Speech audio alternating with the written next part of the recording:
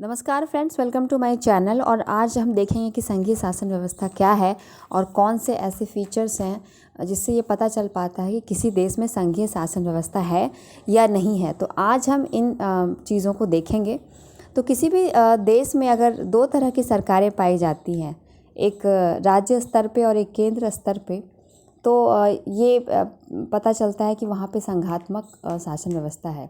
तो पहला फीचर यही है, द्वैध शासन यानी डायरकी या डुअल गवर्नमेंट जहाँ पे पाई जाती है, वहाँ ये पता चलता है कि संघात्मक शासन व्यवस्था है।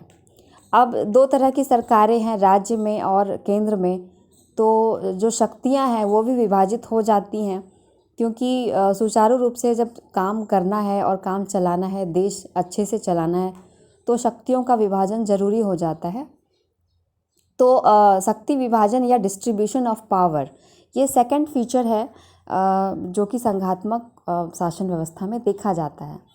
और फिर शक्तियों का जब विभाजन हो जाता है, तो शक्तियों का विभाजन किस तरह से किया गया है और कैसे पता चलेगा, तो इसके लिए एक लिखित, कठोर एवं सर्वोच्च संविधान की व्यवस्था भी की जाती है, जहाँ पे ये लिखा हो अच्छे तरीके से कि क्या है, शक्तियों का विभाजन किस तरीके से किया गया है। और लिखित संविधान में ये सारा कुछ मेंशन होता है, लिखा होता है।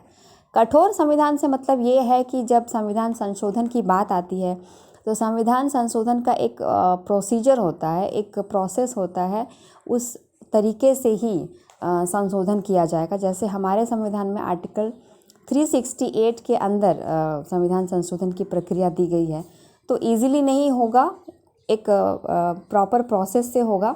तो इसलिए ये भी संघात्मक शासन व्यवस्था की एक विशेषता है। जब ये तीनों हो जाता है तो शक्तियों का विभाजन भी हो गया, लिखित, कठोर एवं सर्वोच्च संविधान भी हो गया।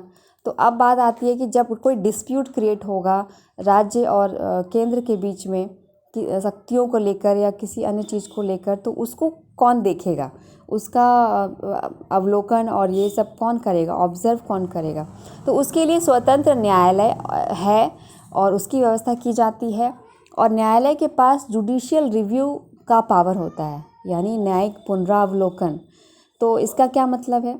न्यायिक पुनरावलोकन का मतलब है कि वो देखेगी, न्यायालय जो है, जुडिशरी हमारी देखेगी कि किसने किसके शक्तियों का कोई वो तो नहीं किया है, शक्तियों का अतिक्रमण या हस्तक्षेप तो नहीं कर दिया है दूसरे की शक्तियों में। तो ये करने का पावर हमारे यहाँ न्यायपालिका के पास है।